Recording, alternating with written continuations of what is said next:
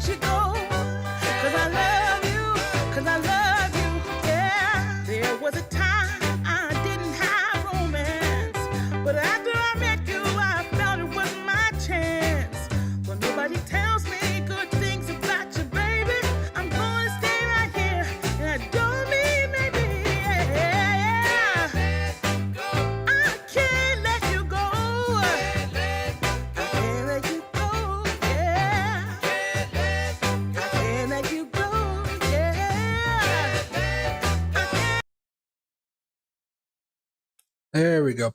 Hey everybody, hope you guys are all doing okay. It's been a pretty boring day, I have to say, as far as the Bitcoin and the stock markets are concerned. We'll talk about a lot of different stuff happening over the next few hours here. But you know, this is going to be more of a chill day where I answer any of you guys' questions. We talk about some varying news topics, and then we don't have to really worry too much about we don't have to worry too much about other stuff going on until I think Friday here. That's really going to be the big move that we're all kind of expecting here. Hello. Yeah, I know. Yeah. He doesn't get any treats right now. He already had too many treats today. I spent 2 hours with that guy outside today. But yeah, so we're going to talk about a whole bunch of different stuff. I will be streaming on Friday during Jerome Powell's comments, so I'll probably be doing 2 streams during that time. Maybe a 2-hour stream when Jerome Powell is doing his little speech, right? And then maybe the normal 6 to 7 o'clock stream on Friday night. That would kind of fix it up a little bit. I may even make it a longer stream. I'm not entirely sure yet because, you know, Friday nights are usually pretty lively here. Same with Saturday night. So I'll keep you guys updated. But so far, I might take Thursday off and maybe just do a longer stream on Friday. Still determining what I want to do.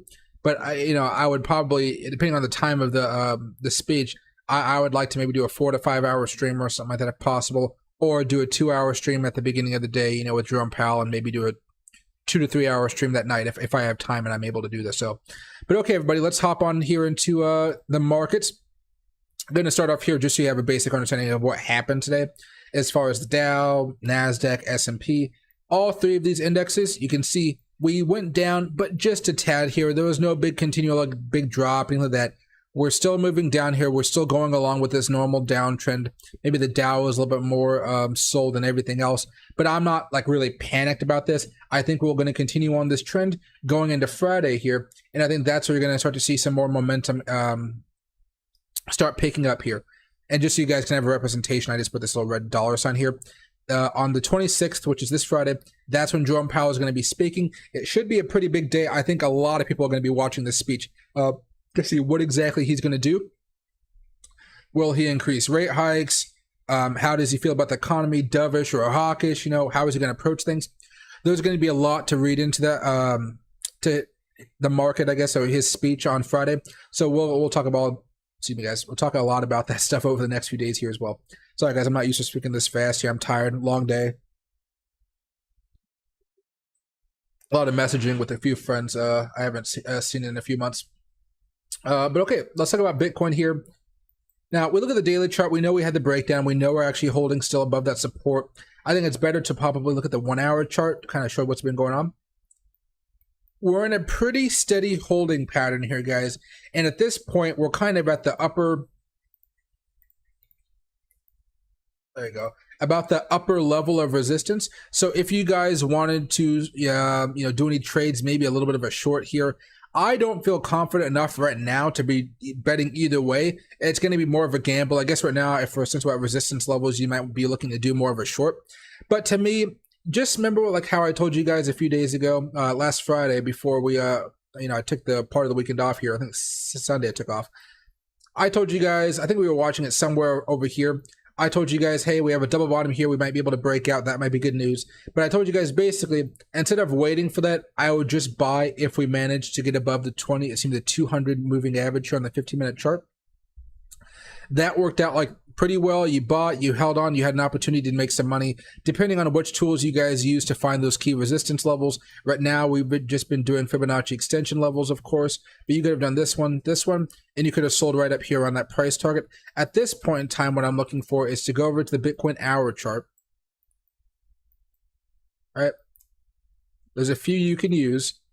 But if we manage, at this point in time, the next breakout I'm looking for is the 200 moving average over the next few days on the 1 hour chart, here, guys.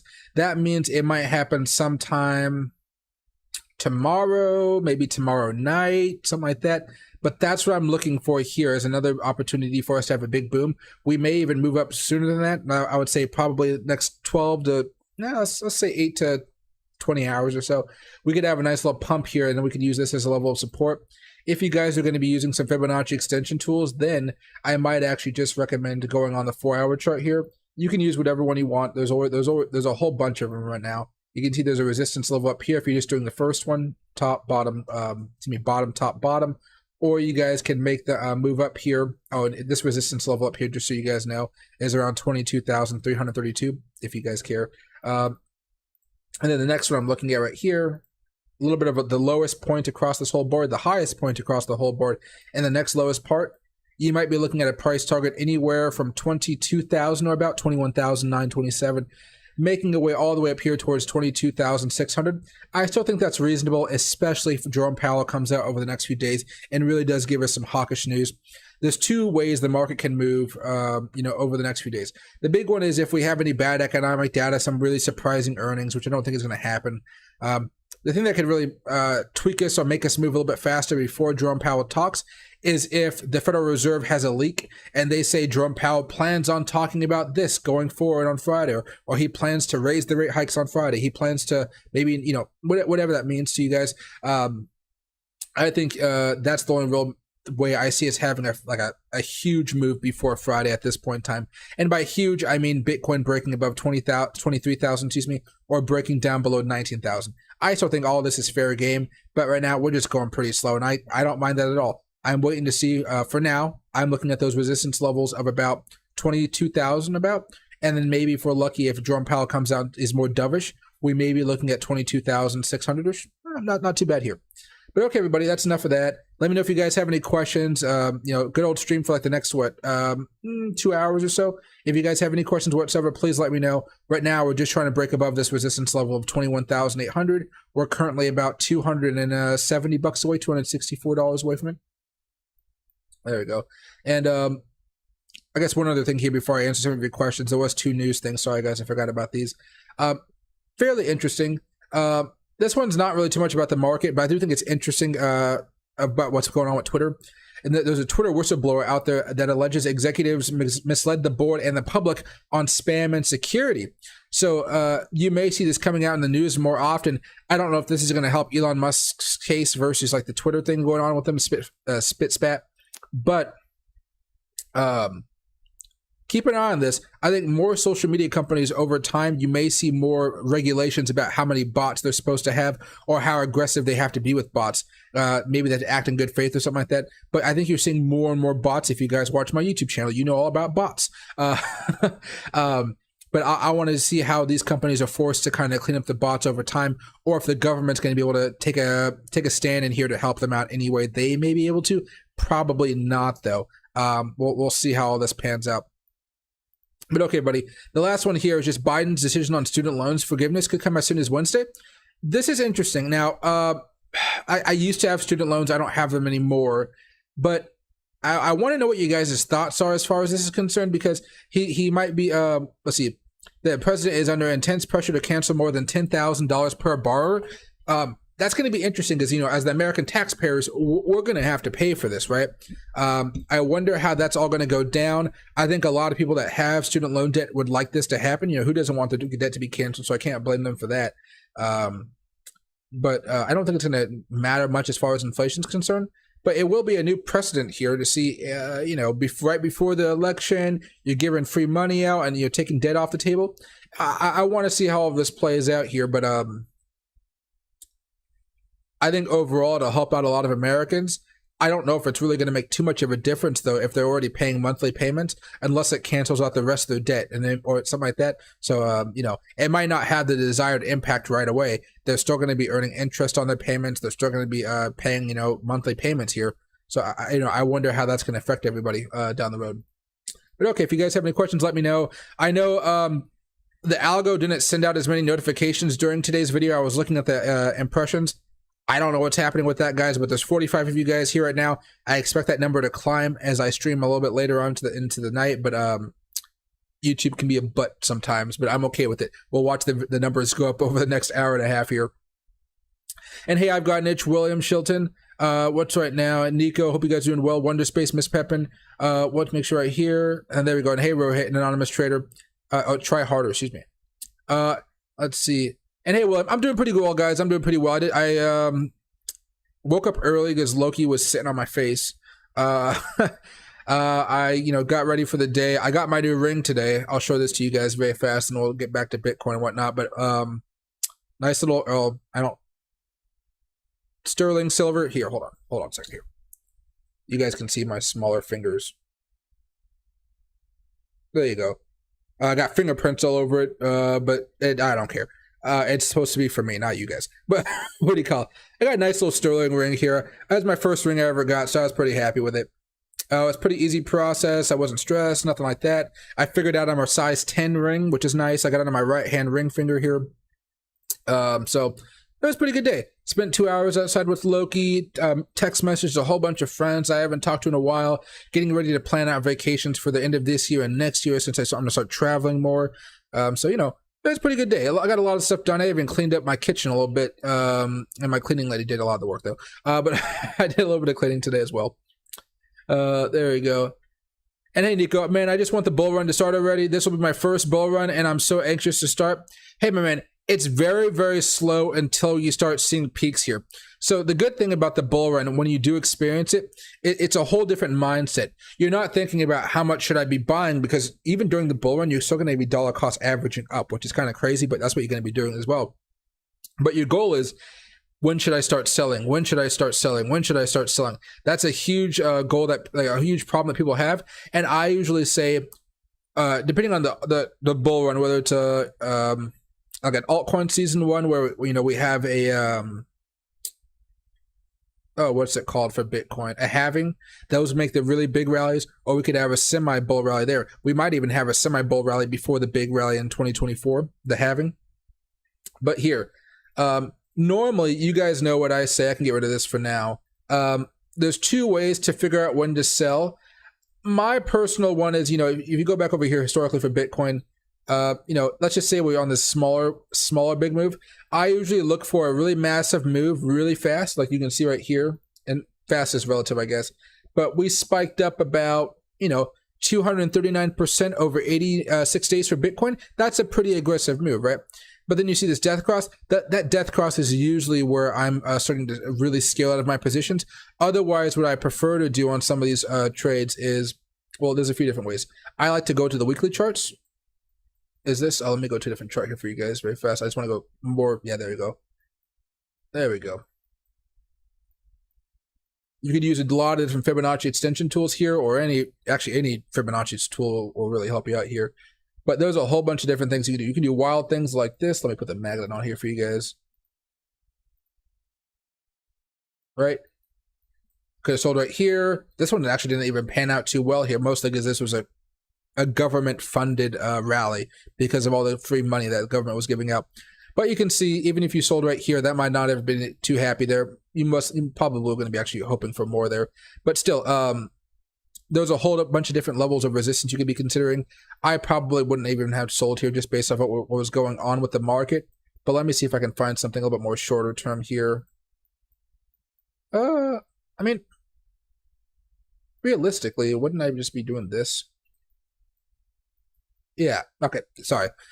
When I think about what I did in the past versus what just kind of pops in my head as a YouTuber out there, I'm kind of a half step behind. So this is the one you would have been using, sorry. Yeah. So you can see right there, hit up here, we managed to break out, but we still ended up coming back down. So for this instance, that was a good one right there. Low of COVID, found that next little high, and then ramped it back down. You could have also actually done this one to here, this one to here. That might have helped out as well. You can see it's not as accurate that you wanted to see that extra little bit of a big pop there. But, you know, it varies about how each individual trader does their own style, on each individual trader's style. Maybe if you take the Fibonacci levels off, what would that have been for you? Resistance there, resistance there. Let me see if we get really extended out here. The 4s. No, they're all around the same level. It doesn't matter too much for that. Yeah, it doesn't matter when you get lower there. Nope, okay. But yeah, so you'll use different levels, and you could have multiple Fibonacci levels on there as well. You just want to see over that period of time which ones are working better. And remember, this is a weekly chart. So even if you did something really crazy, like go back over here for these Fibonacci levels, like way in the past. Let's go to the bottom there. You can see right there, it also did a little bit of resistance there. So if you can see two Fibonacci layers that kind of overlap, that could be a really huge help. We don't know where the bottom of Bitcoin is right now, but let's just say, for the sake of argument here, we know what the bottom of Bitcoin is. We know that the bottom is going to be the lows of a few months ago, and that's going to be the low of $17,585.31, okay? Well, what you could do is you could have a really big one from over here. Oops, man, this magnet's going to get on my nerves. Actually, you could do two. You could do low, high, low, or low, high, low. There's a few options there. I'd probably do the COVID lows. That's just me, but I'd probably have both set up on the same chart. So you could see in the future, we could have some big resistance levels for Bitcoin.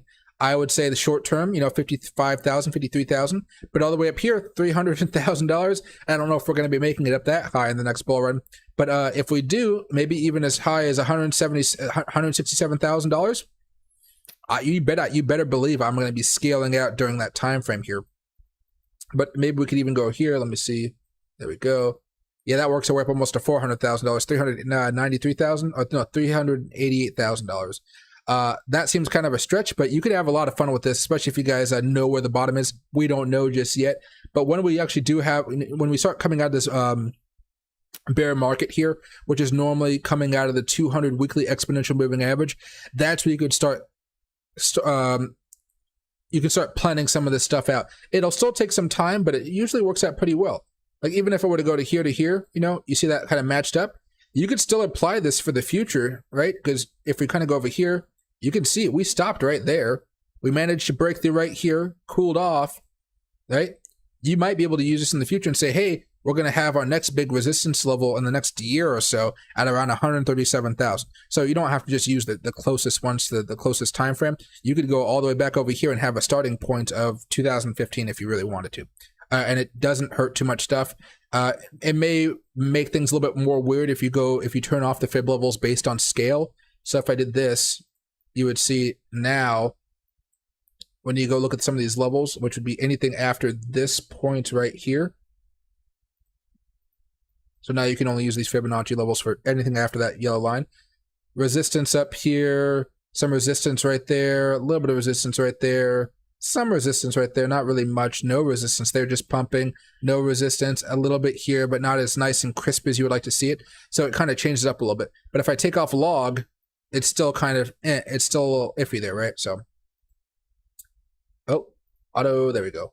So it all depends on how you want to use this. Every now and again, just be out of pure boredom, I like to do the really long things. So you can go all the way back down here to when it was a penny. I don't do that, but You can come all the way over here to 2011 when Bitcoin was $2.12. This would be the last one, then we'll go back to questions and stuff. But you can go all the way back down here. Well, you could actually do this one too.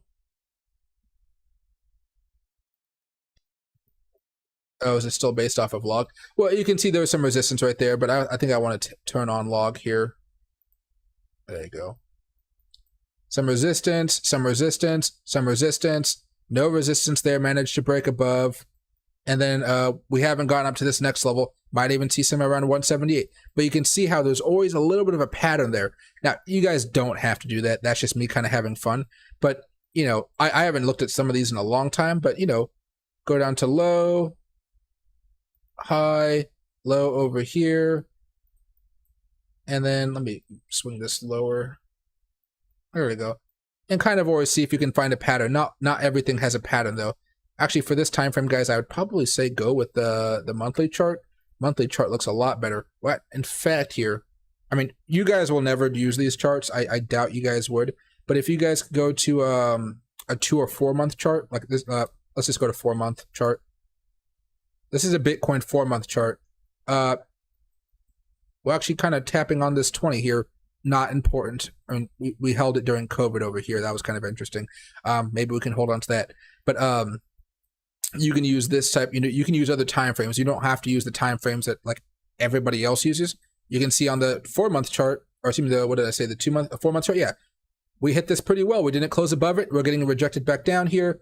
You could also apply a Fibonacci retracement level here, right? And then probably turn off that. Yeah, there you go. And you can see we're getting really close to that Fibonacci support level here, the first one. If we break down below that one, you see a big level down here at 6,700.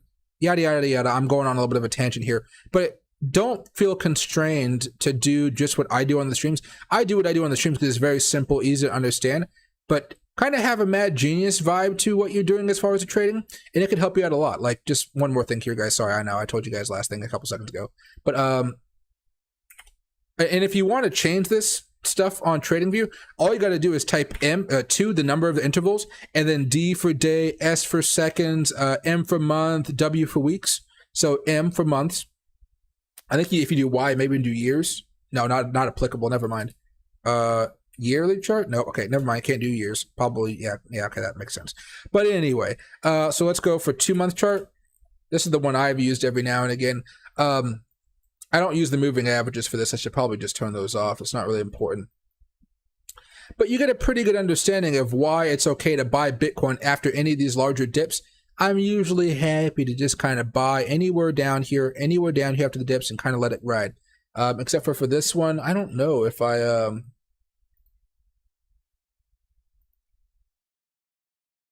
This support level is all the way here at 6,000. I don't care about that. That support level... There you go. Here's one. There you go. Support from around 2015. Support here kind of worked out a little bit, even though we're using it anytime after this.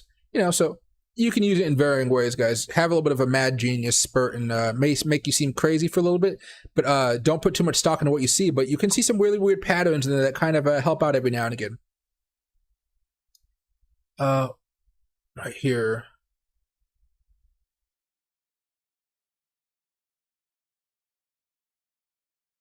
Let's see. And hey, Al got an itch. Yes, you will hear it. I'll probably go live about a half an hour before he gives his speech. Then once he gives his speech, I'll shut up for a little bit. And then after his speech, you guys will hear me talk about it for probably a half an hour or an hour afterwards.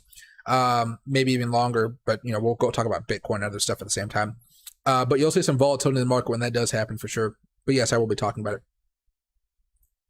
If Biden does forgive 10K, hey, Miss Pepin. Oh, Richard Hart, I saw the ring mic. It's a nice ring. I like it a lot. I've, you know, believe it or not, I mean, I have some gold stuff.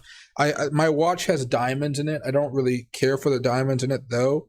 But, you know, this is actually the first thing I've ever bought that's pure silver. Sterling silver, excuse me, not pure silver. I don't know what the heck that is. But, you know, sterling silver is the first thing I ever bought that's silver. I bought gifts for people that were silver, but I've never actually bought anything for me that was silver, so I was kind of happy to buy it. Get myself a little jewelry collection going on here pretty soon. I want to have like 2 rings on this hand and then maybe 1 to 2 rings on this hand, or maybe 3 on this hand, 2 on this hand. I'm not entirely sure yet. I want to see how this feels for like a couple weeks first, and then as time goes on, I'll decide, I could get another ring. I'll get another ring, you know, see how that works out. And then once I'm bold enough, I'll switch over to gold. But gold seems like a hefty investment. The gold rings I want are like in the $2,000 range, and well, I could just say, okay, screw it, let's just spend $2,000 on a ring. I don't want to regret the purchase later. Later on, spending $2,000 on gold rings. Let's see. If Biden does forgive $10K in student loans tomorrow, how do we think the market will react? In a sense, it frees up liquidity for people, but they haven't had to pay it for 2 years now. Yeah, so I consider this more of a political move, not so much of a good faith effort on as far as the Biden administration right now. I do think it is going to do good for people. My problem with it is this. Not even a problem. Like, if I have like 40,000, well, let me actually hold on a second here. Probably should get some data here. Oops, I didn't put a space. So the average student debt in 2021 was around $20,000 to $25,000. Okay. Bachelor degree earners from public and private nonprofit 4-year schools who graduated with student loan debt had an average of debt of $28,400. Let's just kind of use that. Let's 25,000. Okay, 25,000 seems fair. Now, if you take off $10,000 off of that, that's fantastic. That'll be a really good breather for a lot of people. But I don't think it's gonna. Well, I don't know. I don't know the exact process of how loans are done through the federal Perkins loans or private loans. But if you sign up for a certain rate, the government may take some of it off, but I think you're still going to be making the same monthly payments. I don't think you're going to see the benefits of that until, you know, for a while here. There may be some people that have very little debt, you know, that will get paid off. But at this point, I think it's going to have a long-term effect where people are saying, well, maybe I shouldn't be paying off my debt because maybe the government will come in here and help me next time. That could happen. America has a really bad history of incentivizing bad behavior. Look at the Wall Street and stuff like that. But at least this bad behavior is at least aimed at American people, kind of giving them some money back in their pocket, kind of. But I don't think it's going to do too much to the economy. It's going to be freeing up a little bit of liquidity, but only for those people whose debt is canceled out. So like if you have under $10,000 of debt, that debt goes to zero. Now you're not paying those monthly fees. Now you can go spend it on whatever you want to. But if you have, I don't know, $25,000 of debt, you know, how much are you paying off a month? Let me see if I can search that very fast. AVG monthly payments.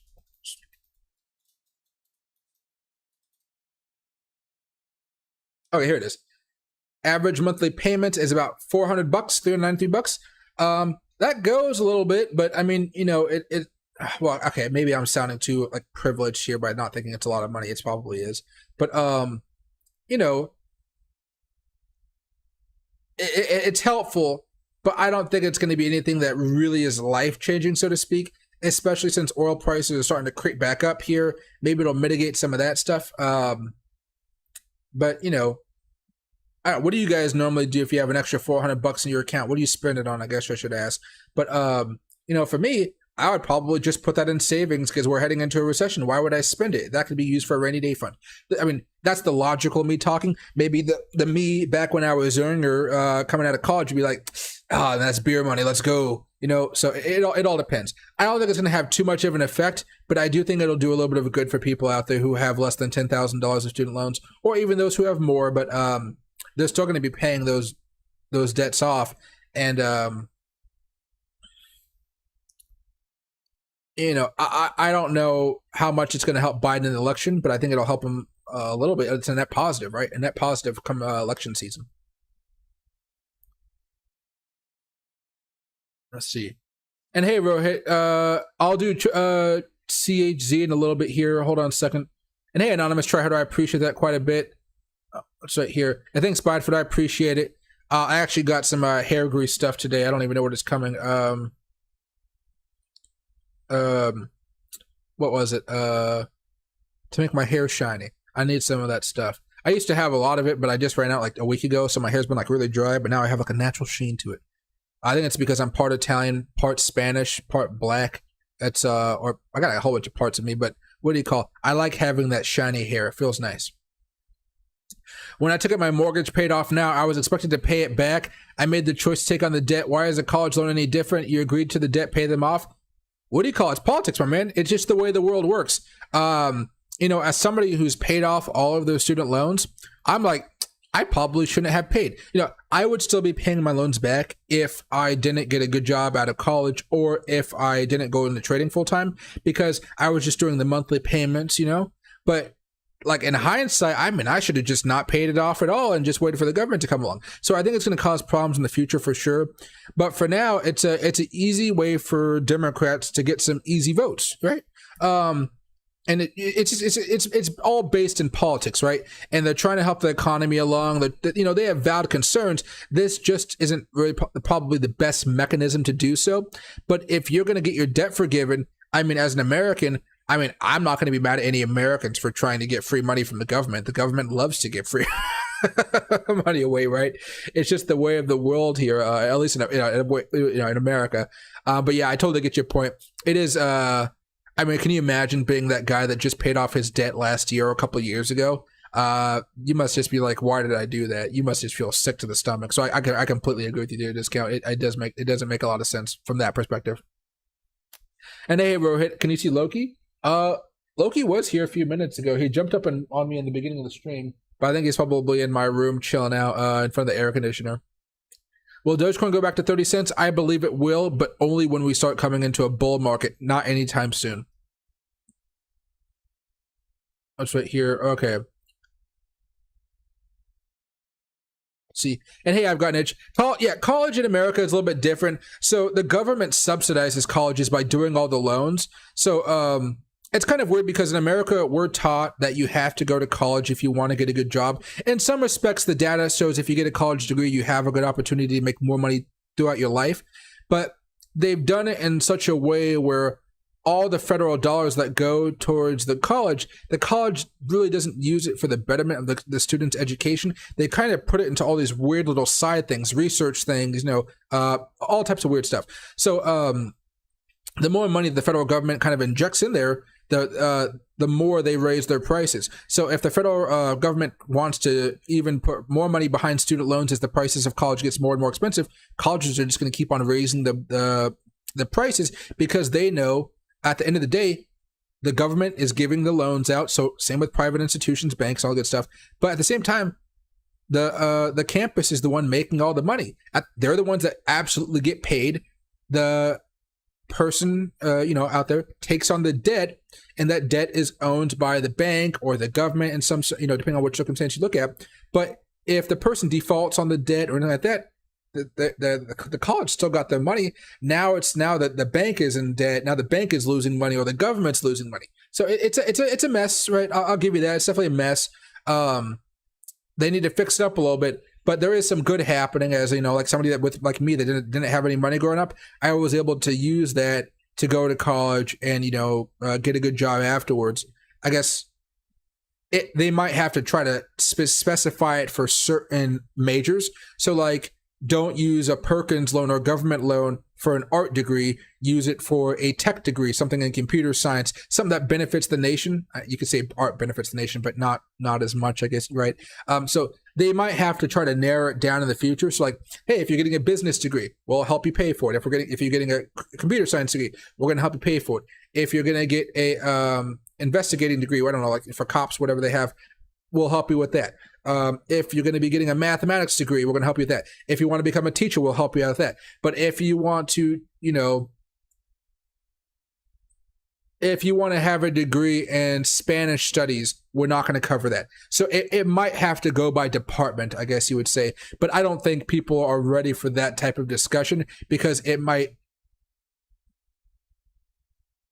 There's a word for this. Skip my mind. It'll offend some people that says, "Well, I want to use the money for this," but it's a privilege to get a loan. That's why they check your credit scores and everything like that. But I'm not going to go too far down that rabbit hole. But there is going to have to be some type of reform. But I don't know if the reform is going to be any better than what we have now. If the way that Congress kind of does stuff, either party, just how they do stuff, it's going to be more confusing there.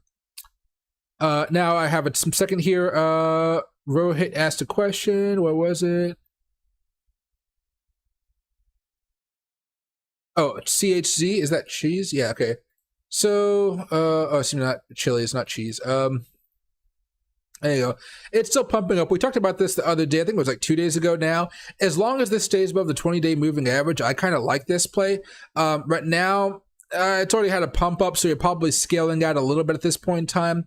On the 4-hour chart, you're still grinding. You're looking at a golden cross here. Anything happened to the last golden cross? Yeah, it was fine.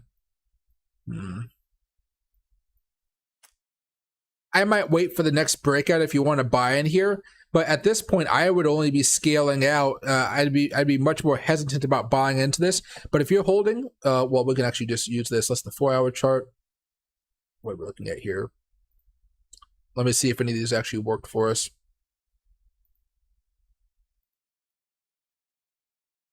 I mean, it worked a little bit. Not really there. Not really. I mean, a little bit there, I guess. If we go to the daily, it's probably looking a little bit more realistic. Yeah.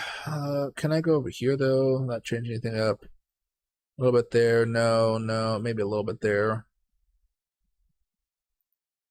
Let me try one more here.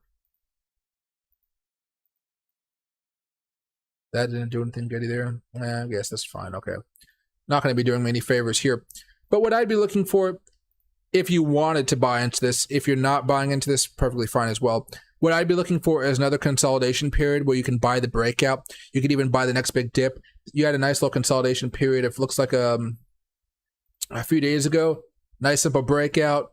Actually came back down off. Bitcoin actually had a bad day a few days ago, right? But what do you call it? Managed to kind of continue on that move. You might even have to look at this from this perspective, actually. Yeah, that's kind of a shame because it did have a false breakout there.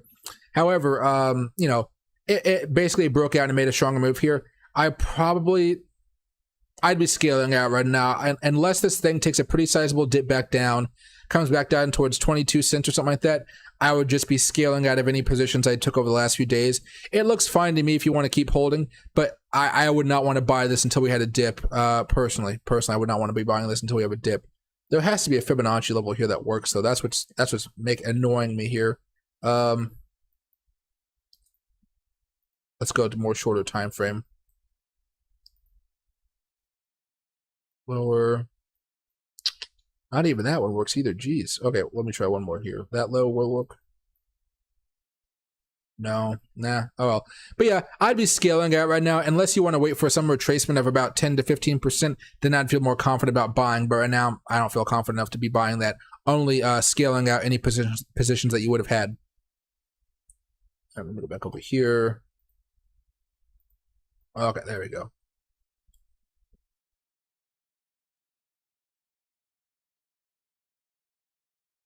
Right here.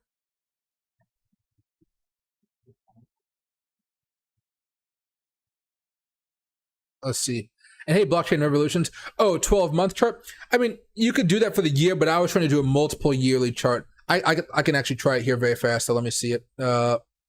Remove drawings. So 12-month. Yeah, that works. You got a yearly chart here. So let's try 24-month. Ah, oh, never mind. It was close. We found a loophole, but it didn't like our loophole. So well,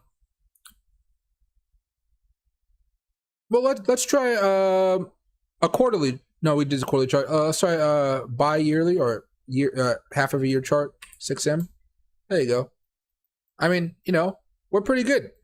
It looks like normally when we have our bear markets, they don't last for too long. This bear market looks like it lasted for about 18 months. This bear market 12. I don't know if you can't even consider that a bear market, just happened so fast.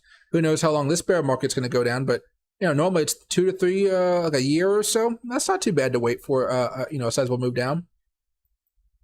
Although I wouldn't be using this chart for much else, but it is nice to use some like this pattern a little bit, even going over here to a 2-month. Right? 2-month moving averages actually have been pretty interesting to watch. It's not 2 months. Which moving average was it? Huh. I'll have to figure it out later on. It's not a big deal. But what do you call yeah. Good call on the 24-month one though. Oh, excuse me, 12-month. Sorry, my bad. Hey, Byte Media, Cartier ring. Oh my gosh, I don't know if I want to spend that much money on a ring. Cartier has some really nice rings, but boy oh boy, they can be very, very pricey. This ring was just a few $100, a little over $300, something like that. I'm totally fine with that as a first ring. The rings I'm buying down the line, I even was looking at a bracelet. The bracelet cost $1,000. I was like, that's not too bad for this bracelet. It looks really nice. But you know, it all depends, I guess, on which styles I like. Because if I like the style, I don't mind saving up a little bit based on like how much money I'm bringing in. You know, I could be like, ooh, that looks like a good ring. That could be a good ring. But my thing is like, I always want to go into a place and check out the ring before I buy it. Most ring places out there will actually just they'll allow you to buy it online. But I don't want to. I want to see it on my finger first, see how I like it, then I'll be able to buy into it, right? If I go over here very fast, I know tangent, guys. I'm sorry. David Yerman. I kind of like this ring, but I don't know if I'm going to like the ring on my finger, right? If I go over here to men's rings, this one, I think this ring is pretty nice. It's gold. It costs like $2,700. I could totally see myself buying this down the road. It looks like a very, very nice ring. I mean, I absolutely love the look of this ring. Some of you guys may not. That's perfectly fine, but I like it. So, you know, but if this doesn't look good on my finger, why would I buy it? If I don't like it when I'm actually having my finger, why would I buy it? So I have to go into like a Nordstrom's or something and say, hey, I want to check this ring out. And then I have to like assume that they're going to even let me try it on. When I went into the store today, they were like, when I was looking for rings and stuff like that, I wasn't specific. So all they showed me was really the cheap, crappy rings. And I was like, no. I was looking for something more of the John Hardy. And he's like, oh, you know, they're much more expensive, right? And I was like, I didn't say it, but my mind was like, no shit, Sherlock, right? So, you know, I got to be more like upfront, like, hey, I'm looking for this ring, and just like act like I belong there, act like I have money. I don't act like I have money. I never do. Because it's weird to act like it. People that like, I'm a guy that I'm happy wearing khakis from Walmart. Now, I guess now I have Dickies on or whatever that brand is called, which is a little bit more expensive. But I'm okay with wearing stuff from Walmart. Well, whenever I haven't been to Walmart in a few years, but if I go back to Walmart soon, I would not be opposed to wearing a T-shirt from Walmart if I you know, just out and about. I'm not really one that I care more about the fashion or this like how it makes me feel than like how other people view it, I guess you would say. But I think that's the right way to think about stuff. I'm not really one to care about other stuff. And hey, Byte Media, and hey, Miss Alexander.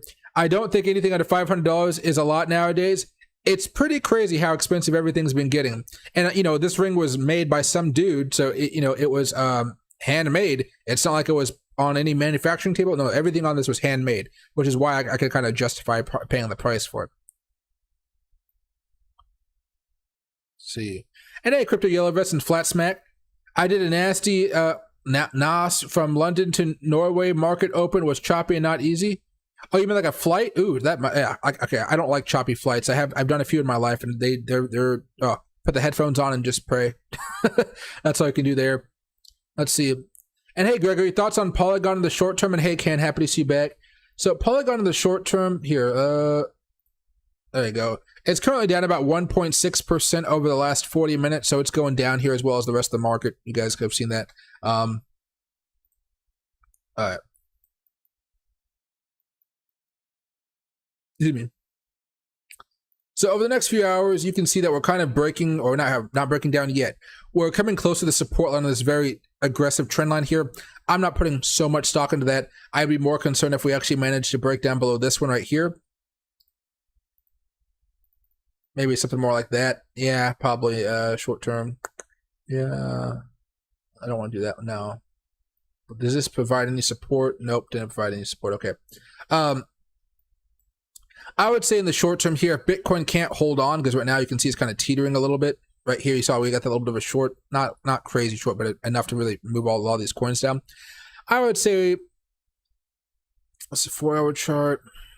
Doesn't really hold support all too much. Let's go back over here. Does it hold support pretty often? No.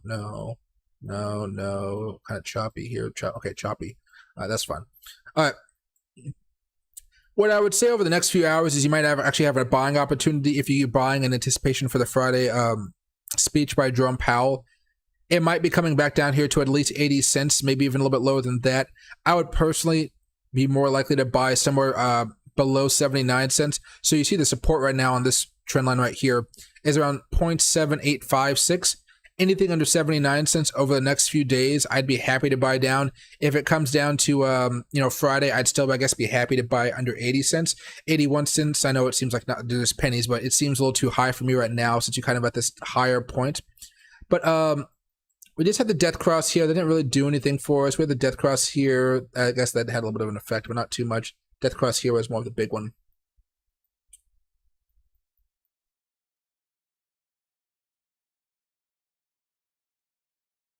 That's not even looking too good right here either. Altcoins are having a little bit more fun this week.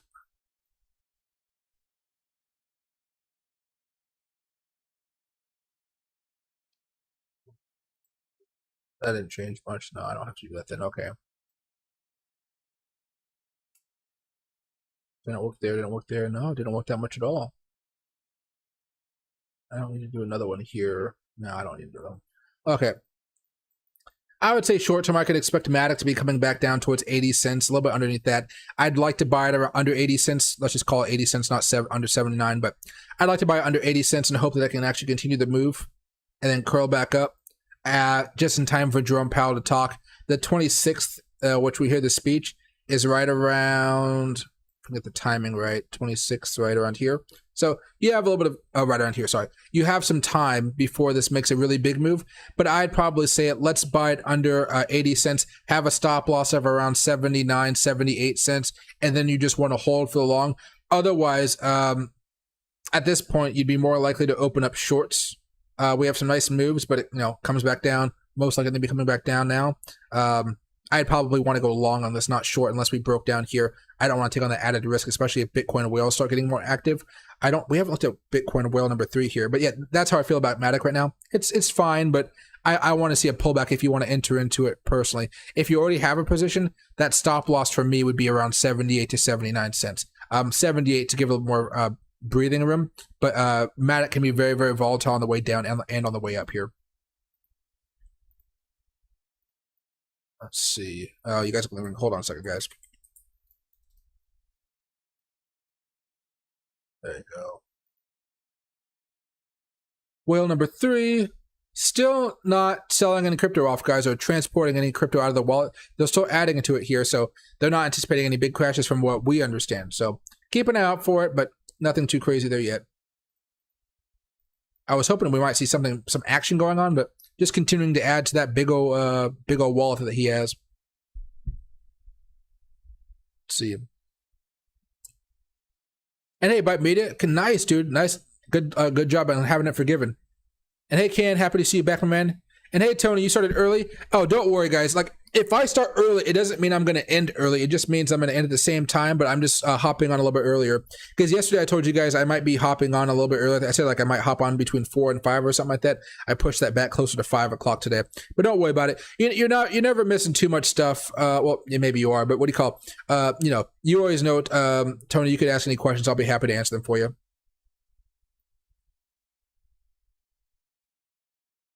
See. And hey, Band Boy, thanks for this great video. Many people say now is the best time to invest in cryptocurrencies. Oh, sorry, guys. There's like a spam comment section going on here. There you go. Yeah, I know you just got killed. I was looking at that too. I was like, what the heck?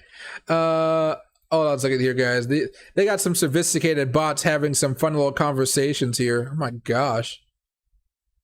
And hey, Ken, ew, Walmart. I mean, I don't find anything wrong with Walmart. Like, Walmarts out in the country are pretty, well, I don't live in the country, I guess, but, out in the suburbs, they're okay. But, I mean, I can't stand waiting in line. I just can't do it. I feel like my time is so valuable these days that I just don't want to do it. I haven't done it forever. If I go to Stadium Thriftway, downtown Tacoma, at most, I'm behind one person in line. It's a little bougie, like, rich people store with a downtown store. Not rich people, downtown store. Prices are a little bit marked up more than you might expect, but, I know the people. I like the people. I like it. Trader Joe's, the other day, I was behind a lady. Then somebody came over to me and says, hey, we got a new lane open for you. I didn't know what in the line. Whole Foods. I go to self-checkout, I scan my little Amazon ID, and then it pays for everything just like that. I hate waiting in lines. I am a very impatient person. I have patience, but the patience has to be worth my time. I'm patient when I go to a big stadium game because I know I'm going to have to be searched and, all that stuff. I'm patient when I get on the airplane because I know there's just a process and I got to live with it.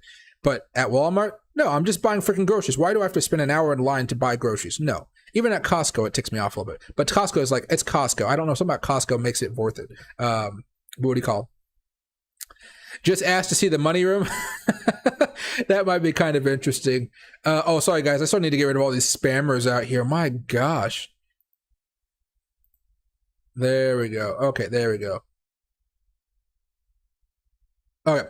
And hey, Ken, the Death Cross is waiting on Romy Rome Friday. What do you call this weekend we do have that Death Cross occurring on the simple moving averages, the exponential moving averages, which is going to be the first time ever in Bitcoin's history. I know we talked about this a little bit yesterday, but back over here, 1 week, this is Dima. Sorry, I would keep on forgetting I move everything around. Yeah. So, next week we have our first death cross here from the 20-week moving average crossing below the 200. Never happened before. I'm super excited to see what happens here because I don't think it's going to be good, honestly. But, it gives us an opportunity here over the next few weeks, which I think is going to be really good for us. Because let's say that $17,000 is really the bottom here. If we kind of zoom into this right now, you guys will see that, usually we have some pretty strong moves when we break out above it. Strong move there, nice move there. Even way back over here, nice move there, nice move there, nice move there. Really nice move there. Okay, move there. Okay, move there. Nice move, nice move. Nice move. I don't even know if we broke down that. But we're used to having some really nice moves off of this 20-week exponential moving average. And so, unless Bitcoin really wants to have a complete tank down to $14,000, which is definitely a possibility here. But if we think about this, of a support level somewhere down here, and let's just kind of draw out a line here just so you guys can see what I'm talking about. Actually, let's just have a ray. I want to use a ray. Yeah. Let's say that somehow goes across the same trajectory here. That means sometime, hopefully, before November, we could have a pretty big skyrocketing move to retest out the 200 weekly exponential moving average here. That'd be awesome. That could be a really good move if we break above it. I'll be buying. I'll be going long. I'll be happy. Now, see what happens. Traditionally, if we have a death cross, it may actually look like this, and then poop, and then there we go, screaming down towards 14,000, 15,000, whatever it may end up going down to. But there's an opportunity for us to break out above that moving average there. There's an opportunity, and I really want to see how it plays out. This is with the exponential weekly moving averages. If you guys go over here to the simple moving averages, let's go back, just go to the weekly chart, and let's go to, there you go. That death cross there isn't going to be happening for a few more weeks. It's not going to be happening anytime soon. This one's most likely going to happen. Let's say that. Let's say it curves down just a little bit. That's not happening until mid-September. So, we'll see how this pans out. But there still is an opportunity to break above that, and we could have a nice move there. Now, just like the other candle, we go up a little bit. We have strong moves there. We kind of just opened up above it there, so I can't really count that. Strong move there. Okay, move there.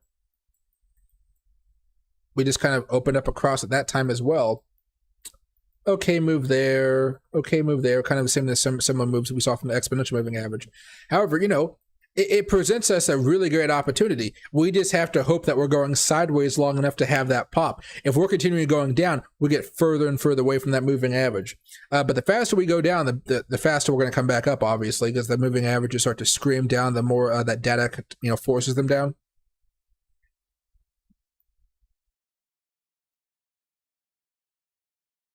See, and hey, Thest, we just saw the top of a wave 4, and now we're dropping into wave 5. Food for thought. There you go, guys.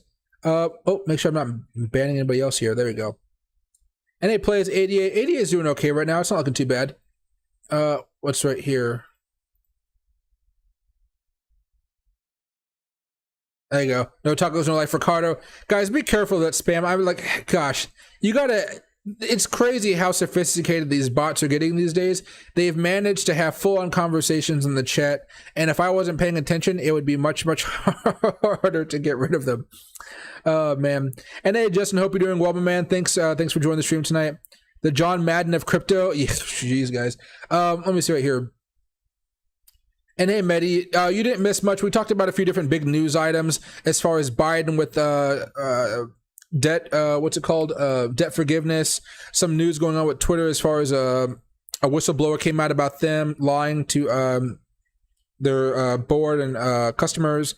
And Jerome Powell, that's the big news. But the Jerome Powell news is I'm going to be streaming about Jerome Powell's meeting on Friday. So he's going to be talking in front of everybody.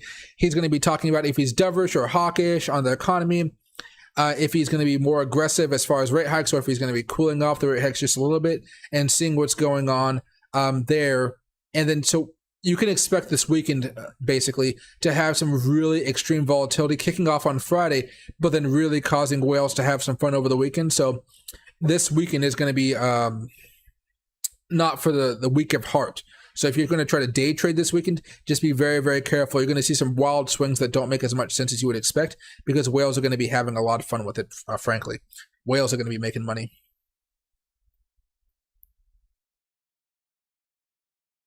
And hey, I've got an itch. Is it bad that I kind of want to see what happens with the death cross? I mean, it's never happened just for science purposes. No, this is going to be really good for us, guys. So we all know this. And even Shelton's talking about it, Ethereum merger death cross here. Sorry, guys, I'm kicking around a wire that moves my computer, but I don't want to mess up my my computer here. Well, we can talk about it here, and just so you guys can see what's going on. So this is the simple moving average. Just go back over here to the double of the exponentials. There we go. All right. So for as long as Bitcoin's been in existence, America has been in a wonderful bull market rally. It has been absolutely fantastic. It's been tons of easy money, free money. We've all been very, very happy about it, okay? Crypto has done some wild swings in the past. We all understand that. But this is Bitcoin's first actual recession. And the definition I'm using for recession is 2 negative quarters of GDP growth, okay? So we shrank. Our GDP shrank for 2 consecutive quarters. We're now in a recession. And I believe this recession is going to get worse in 2023, because that's where all the talking heads on Fox Business, CNBC, Bloomberg, Yahoo News, all of them, they're all talking about, hey, we think the recession is going to happen in 2023. So this is Bitcoin's first ever recession. I'm super excited to see how this behaves, but down the road, like 10 to 15 years from now, when we have another recession, we're going to have a pretty good understanding of how Bitcoin is going to react to all this. And that way we have another better understanding of when we should be buying up crypto assets and things of that nature.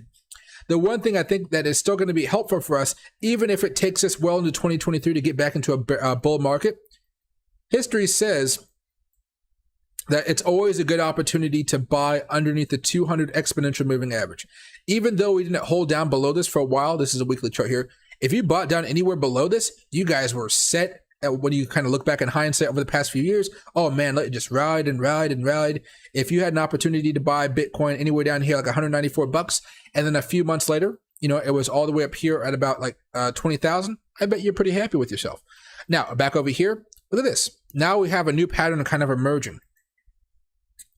Probably let's go to the daily chart for this one.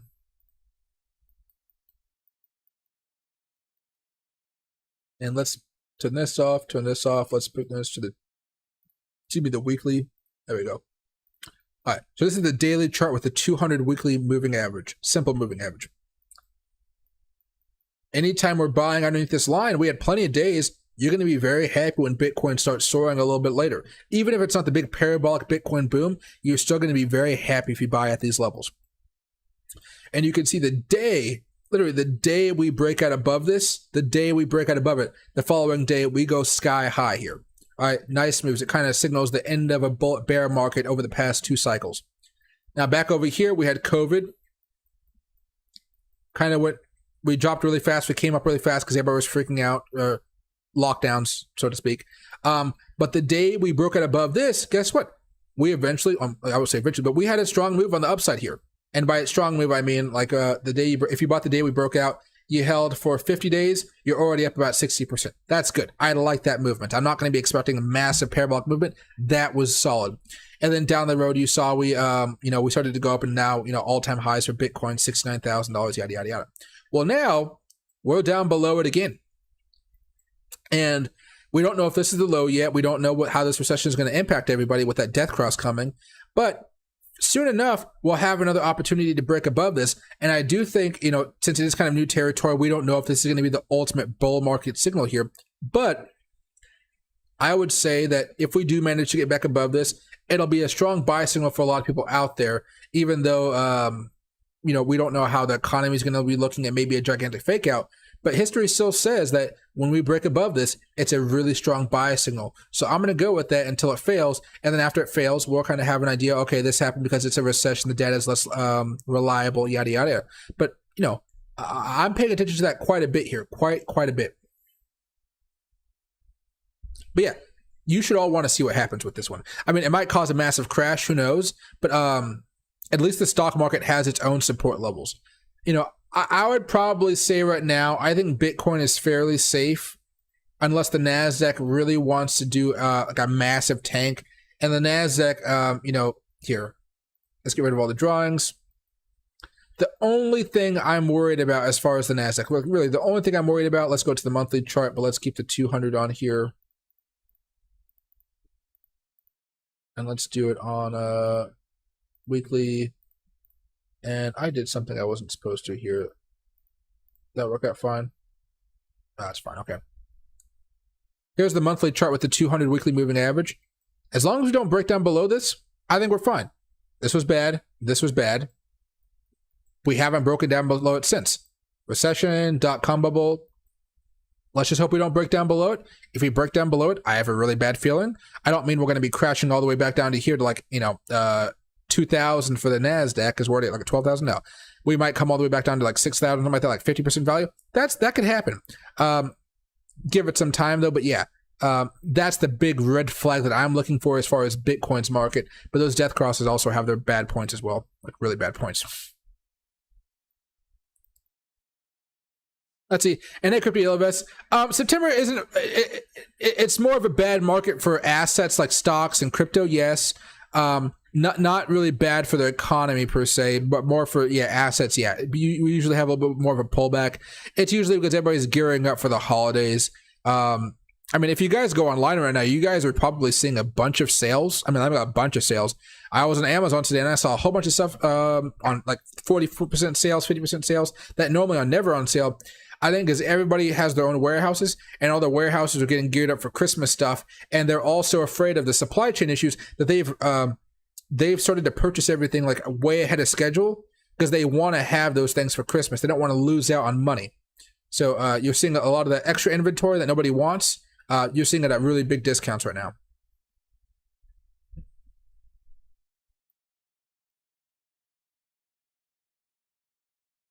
Let's see. And at crypto yellow vest, EWT. Let me see. You want my thoughts on the actual currency? Energy Web token.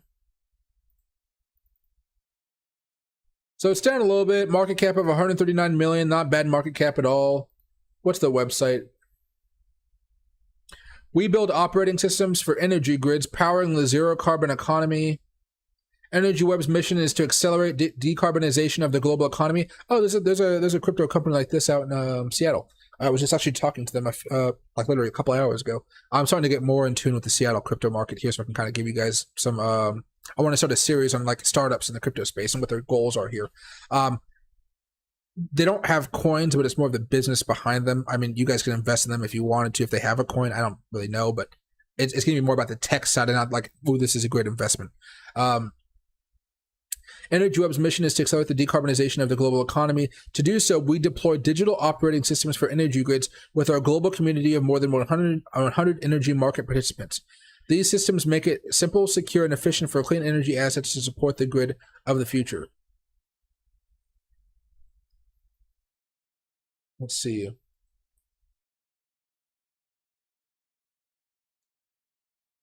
So look, Australia is where they're at right now. 25 countries, 50 projects, 100 partners.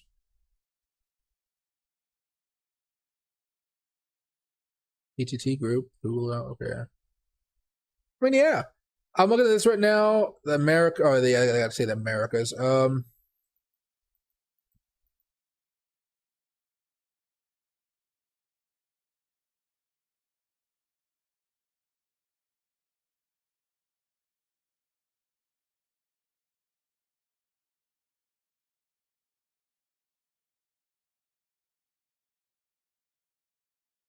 I think it's fine. I think it's solid. I would invest in this one. I think it's fine. I think you're good there.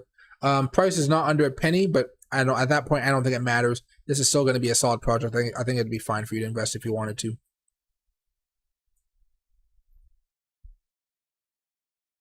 Let's see.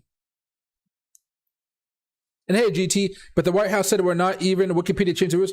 Oh, you're talking about the recession, guys. Now I've never seen something like this happen where the government and like tech changed the definition of a word. It's very weird. I'll try to be nice and say it's not nefarious. I would, at the best, I think it's for political advantage during the election. But you know, at the end of the day, I think you guys just have to understand by the old standards, and by old standards I mean from like a year ago, a few months ago, we are in a recession. Now, I think it's perfectly fair to say we're in a recession, but it's not terrible. I mean, that's what I would say if I was the government right now. We're in a recession, but it's not a terrible recession. Inflation is what's mostly hurting everyday Americans, not this recession. As time goes on, I believe this recession will get worse as more and more job cuts happen. But until that happens, we're what you might call a very, very mild recession. It may get more moderate, more painful down the road, but right now I'm just going to say we're in a recession, and it's not a bad one, right? But it is very interesting because everybody changed at the same time. Even Investopedia changed it the same day Wikipedia did. I find it very weird. I know, but it is what it is. Everyday folks like us, we're not going to get the definitions changed. I think it's just, we keep on talking about it how we've always talked about it. And eventually, we'll see how it all pans out. It just, I don't know. It's very weird for sure. Like here, go right here very fast.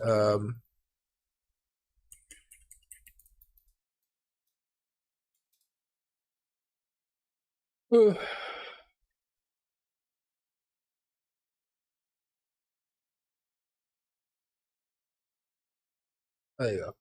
So here's Google's definition. This one actually seems pretty fine. A period of temporary economic decline in which, during which trade and industrial activity are reduced, generally identified by a fall of GDP in two successive quarters. That's what I deem a recession as. They did not change the definition. Bravo to Google. They own YouTube. Bravo to YouTube as well. Thanks for not changing the definition. Wikipedia, I haven't even checked out the definition, but they say a recession is, oh geez, this is really tiny, tiny words, isn't it? Can you guys read that? There you go.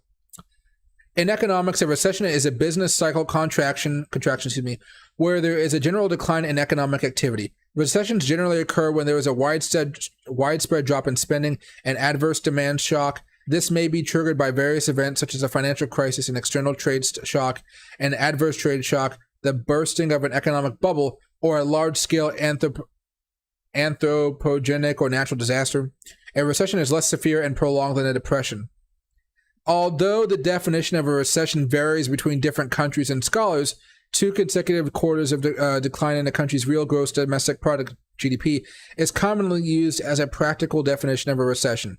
In the United States, a recession is defined by the National Bureau of Economic Research as a significant decline in economic activity spread across the market, lasting more than a few months, normally visible in real GDP, real income, and employment, industrial production, and wholesale retail stores. In the European Union, a recession is defined as zero or negative growth of GDP in the last 2 consecutive quarters. In the United Kingdom, it is defined as negative economic growth for 2 consecutive quarters. Why would they say that same thing twice there? But yeah, so they've actually tweaked this up a little bit since the last time. I saw it on the YouTube channel that actually had a little bit different. What do you call it? A little bit of a different explanation here, but I haven't looked at it like on its own page, so who knows? but looks like they fixed it up a little bit. They're trying to muddy the water a little bit here. That's fine, but at least they still have it as 2 consecutive quarters of decline in GDP. This wasn't the case a few days ago. I think they probably got some backlash and they were forced to change it again, and that's a good thing. That's a good thing here. I mean, I think that's a really good thing here. We'll see how it all turns out, though.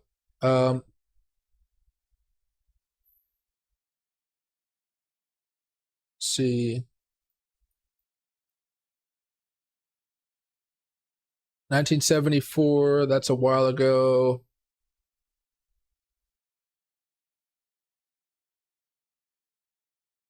Okay.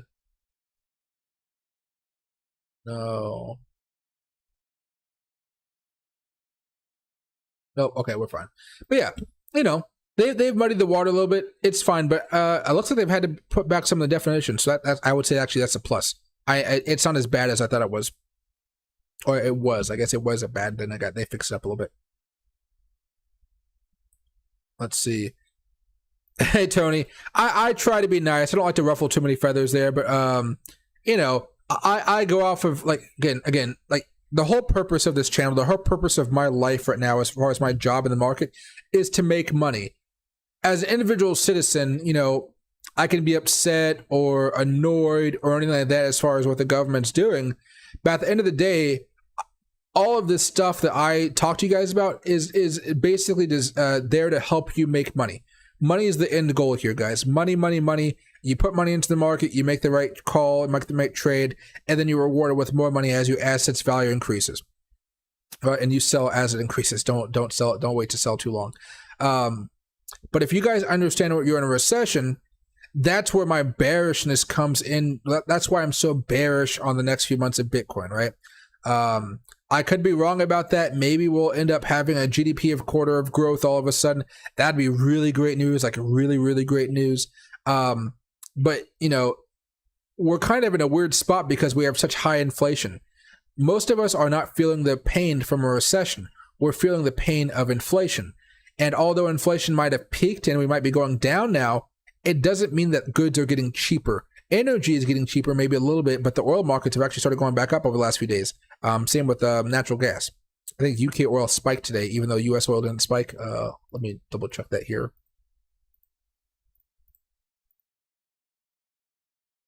Daily chart. So natural gas is still going up here. Nice rapid pace. American oil. Now I should probably fix this back up, shouldn't I? There you go. Oil today broke above the 20-day moving average for the first time since June. So it's been a minute since you managed to break back above that sucker. And then UK oil popped up a little bit more as well here today. Popped above the 200 and the 20. Did we pop up the 200? No, we haven't popped above the 200 yet here. So, we're seeing a slight reversal here as far as oil is concerned. That's not too good. We talked about natural gas here. But, we're not out of the water here yet, guys. I wish we were, but we're just not there yet.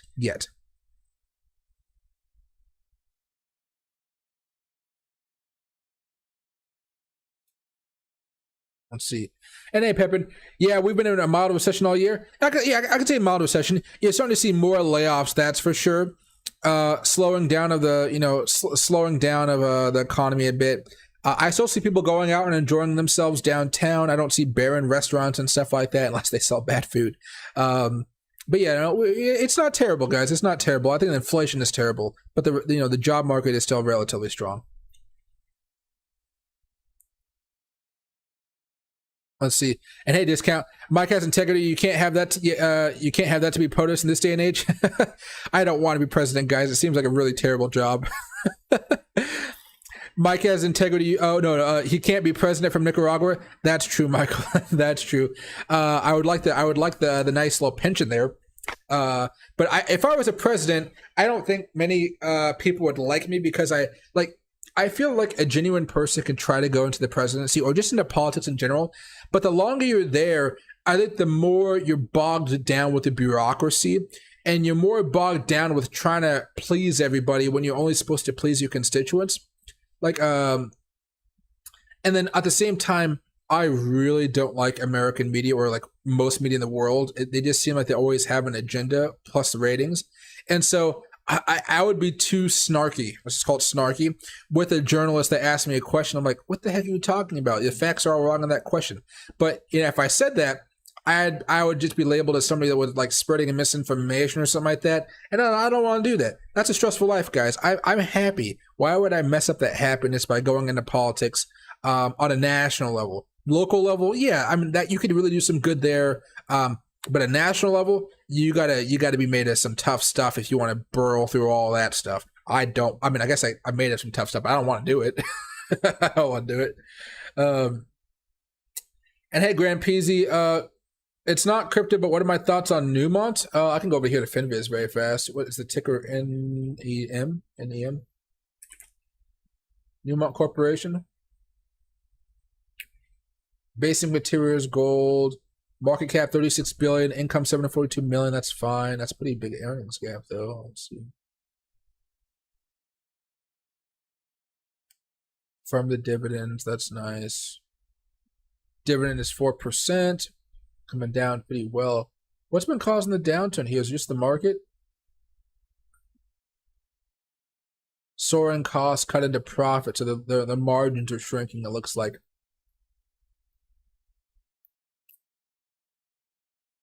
Let's go to the weekly chart here.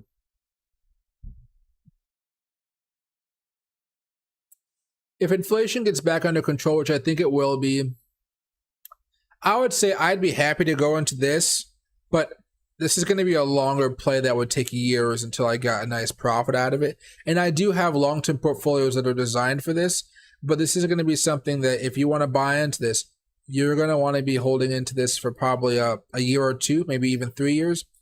And then after that, and on top of that, you're probably going to want to start dollar cost averaging sometime over the next few weeks. And then from there, hope the price doesn't get below maybe $30, $35 or so. I think that'd be okay.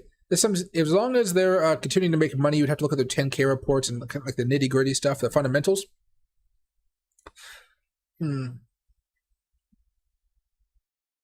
Yeah, I think you'd be okay to buy this. It looks like it's been around for a while. It's had some rough times in the past.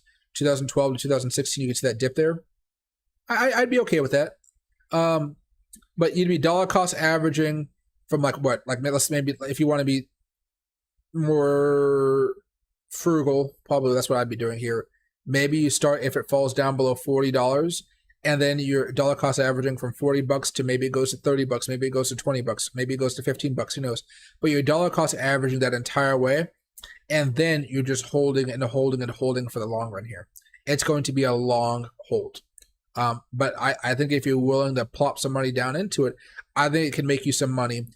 And on top of that, it has almost a 5% dividend. So I think it'd be a wise play. I prefer to hold long-term dividend plays because I'm making money as the asset goes up, but I'm also earning money as the dividends pay out, and I can reinvest those dividends back into that same stock or into another play that I deem worthy of my time, right?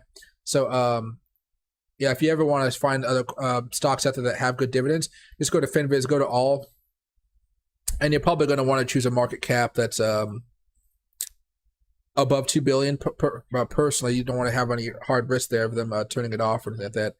Then you're going to go over here to dividend yield, and you're probably just going to want to go over 4. You can go over 5 too. Over 5, there's 185 stocks. It'll take you like 15 minutes to go through these things. Then once you have a list that you like, from there you can be like, okay, now let's dig into the 10K reports. Now let's look to see how their growth is doing. Let's see what the headwinds are right now. What's causing them to have some pain in the financial markets? What could alleviate that pain? Whether it's them fixing it up themselves or the government helping them out, or just natural events, time passing. Like maybe they trade with Russia, but right now they can't trade with Russia because of the war, so they're losing out on margins and money. Whenever the war gets fixed up, they'll probably have those contracts ready to go again, and they'll start printing money again. The long-term looks here, you got to think about more, long-term scales here. But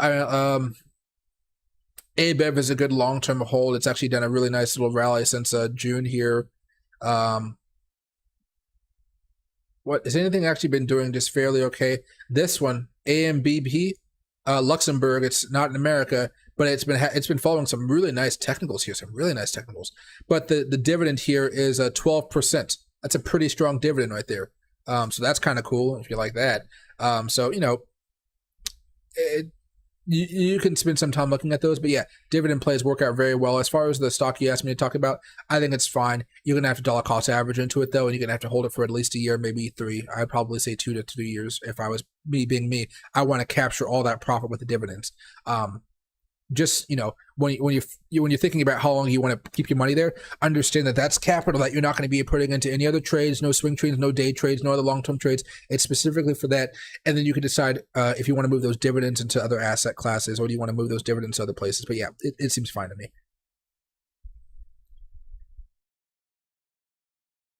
See. Hey, Mike, hypothetical, let's say BlackRock bought up all the Coinbase Bitcoin that would ever come into the exchanges over the counter. Does it move the market? Is that right?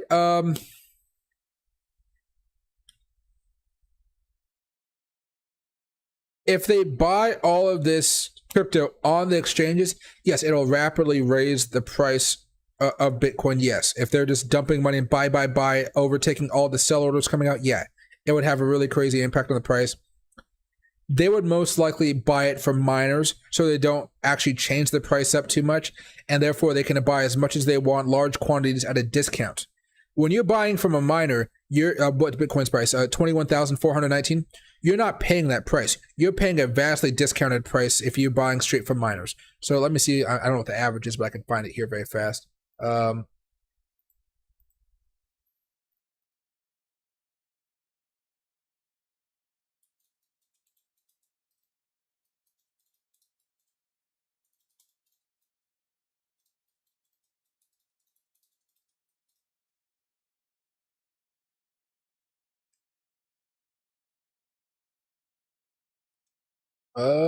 Okay. I'm not getting the answer because everything is trying to sell me Bitcoin mining rigs from the way I answer the question.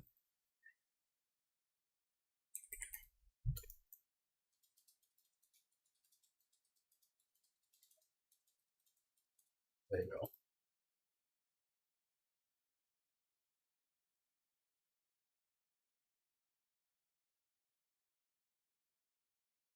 Let's see.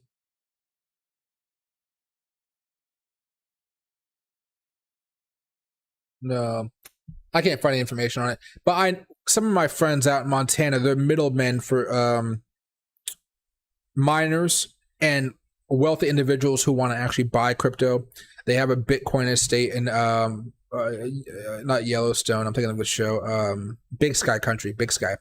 And they're middlemen. They get about like a % commission, pretty big commission on multi-million-dollar deals for crypto. So they once some Saudi Arabian prince wanted some Bitcoin. He talked to them from a referral, and this guy bought about $10 million worth of Bitcoin. They got a % of that in Bitcoin, and they save it all. So that's pretty cool. Some people only have a 0.5%, 0.75% cut out of their deals. Some people even have higher cuts, I would assume, because they're getting a big discount. But they're that middleman that kind of connects them to the people, the miners that have the large amounts of Bitcoin that guy wanted to buy. So it's pretty interesting. This is back when Bitcoin was at $4,000, $3,000, like $3,500 to $4,000 though. So it's been a minute since I've actually talked to them. But that's because I moved out of Montana, obviously. But yeah, so miners have big discounts compared to buying on the exchanges. But if they buy it off the exchanges, yeah, you would see a rapid increase in the price. Heck, even the news that BlackRock is loading up for miners, that would cause a big spike in the price. But it wouldn't be directly because of BlackRock, because it'd be everyday investors like buying Bitcoin knowing it's going to be moving up.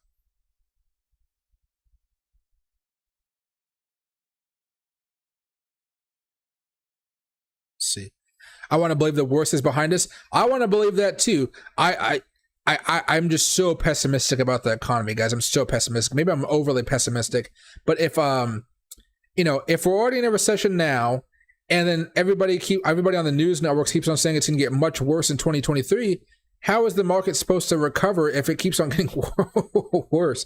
At best, I want to remain flat for the next next quarter or two.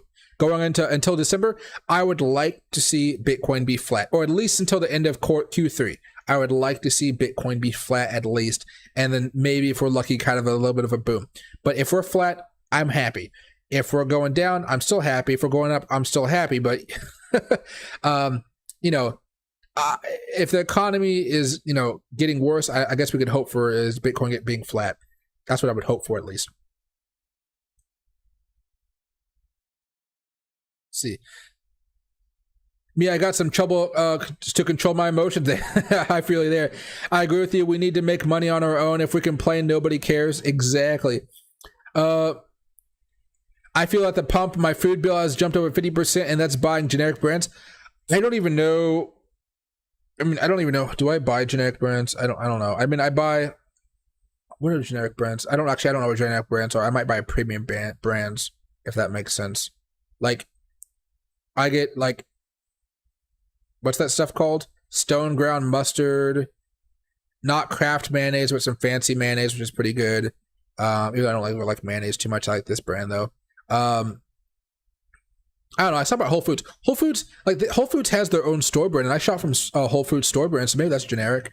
They have an olive counter that's kind of nice. I get my olives from there every now and again. I'm not really a fan of olives actually, but they have these really like olives and chili oils and stuff. Amazing. And I don't even like olives normally. Whenever I go there, I go buy my mom some olives and I give them to her when I get back. But yeah, I still get some generic food stuff out there. The one thing I refuse to buy anymore because it's too expensive is cereal. I think cereal is the biggest ripoff these days. Largest ripoff. I do make homemade granola though. That's homemade granola cereal. Ooh, yeah, it's good. Integrity Farms. There we go. And hey, discount. Hey, at least the speaker, you can inside trade and play. Oh yeah. I follow her trades. You usually do know something upgrade. See. And hey, Ken, would mining be a good idea for lower market cap coins after significant consolidation? Oh yeah, I would say so. Now I don't get into mining personally because this house does not have the infrastructure, like the modern infrastructure. It was like built in the 70s to really do all that type of stuff. You can see I fixed it up a lot. I've had them redo some electrical stuff over the past year I've lived here. But you know, I would say mining is a nice something you would want to get into in the long term, and you know, mining at this point, everybody, it's fairly cheap to get started because graphics cards are so cheap right now. Like they're on discounts. I don't know if Best Buy still has them on discounts, but let me check. Get rid of all this other stuff.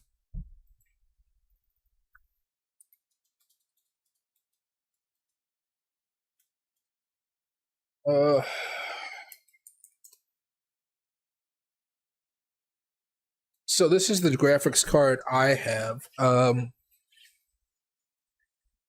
right? And 3080 Ti gaming, 12 gigabyte, 4.0 graphics card.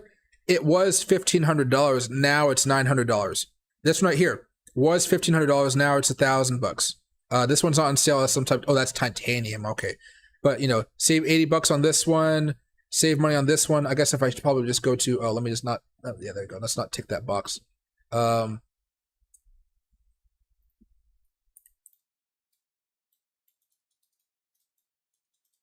Graphics card. There you go. Sale. Titanium, no sale. Sale. Right. So there's a lot of sales going on right now. Now, I don't know much about mining, so I don't know exactly what graphics cards you would want and stuff like that. But the newest graphics card I think that they would probably have right now is the 3090 Ti. That's powerful, and I'm thinking of buying that for a new computer I'm building up. Even that, right now, 24 gigabytes, not 12, is $1,400, and it used to be $2,200. There's a crash in the market because miners are getting rid of their cards. There's a new selection coming, like the newest updated cards are coming out fairly soon. The new AMD processors are coming out pretty soon. There's too much supply on the market, and you're seeing the prices crash. Looks nice, right? I mean, like, look at this, $800 off sale. Whew. I mean, you know, 24 gigabytes, GDG, ICX3, ARGB, LED, right? Everything looks really nice. 3 fans, right? Nice little color stuff, Evos, whatever. You see all the little thingamajiggers there, HDMI ports. You know, it's still a good time. You will have to factor in energy costs, though. That's the big thing. How expensive it is going to be for you to be running it. Are you going to be making a profit or not? But even if you're not making a profit, it still might be worth it to save up and just get a graphics card. That way you can make money down the road, because as long as you keep the graphics card in good condition, you should be fine.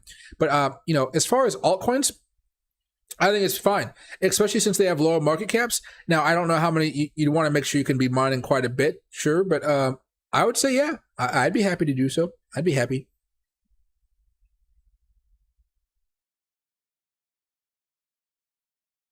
Let's see. Hey, Blake, what about MCRT? As a stock crypto, what do you want me to check out about it?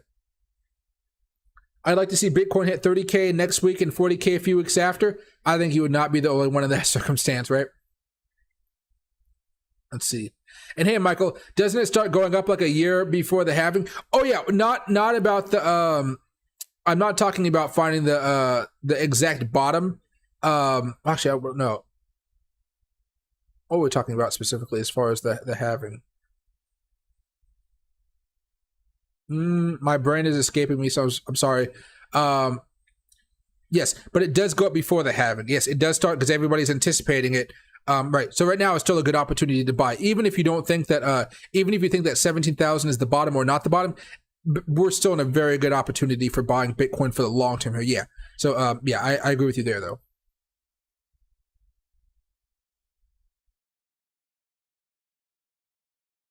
It's right here. Let me zoom in here a little bit, guys. We're seeing Bitcoin trying to break down below the 200 here. Not really too big of a support level, but let me see. 1 hour, 50, that's fine. Oh, 2 hour, yeah, we're breaking down below 2 supports here. We might be able to hold. 4 hour, we're looking to break down below the 20 here, and the daily, we're fine. Hopefully we don't. I mean, hopefully, guys, we just start the same pattern as just going sideways for the past few days. That's what we could hope for today. I hope we don't manage to break down, but it doesn't look like we're in any crash danger alerts yet.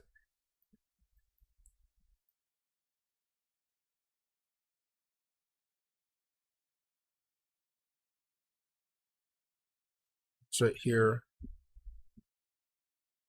Trying to remember 2007 to 2010, how rough that was. It was like it should be a cakewalk this time.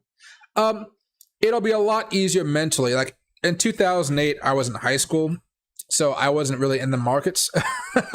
But I did watch a lot of CNBC even when I was younger, and I saw them freaking out like crazy. I saw, what's that guy's name? The guy that's in Chicago now, I forget his name, but Chicago Exchange. He had the big rant about the all the money going to corporations and hedge funds to pay them off. And it was like during Obama's term or something like that. TARP, he gave a whole bunch of money to everybody except for like working people, and it ended up like pissing a whole bunch of people off. Remember, Protest Wall Street, whatever the movement was. You know, it was bad. A lot of money was just tossed to corporations, and everyday people were not, rightly so, not really happy about that.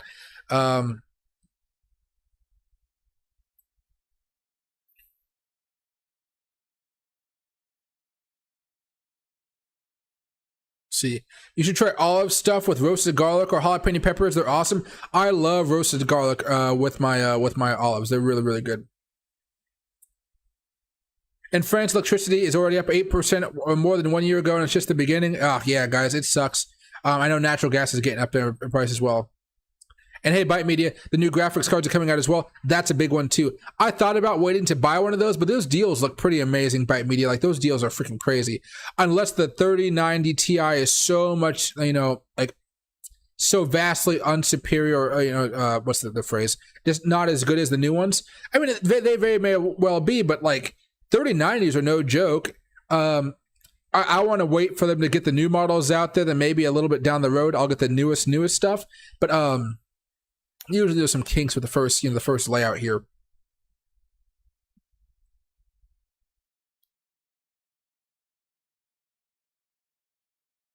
Let's see.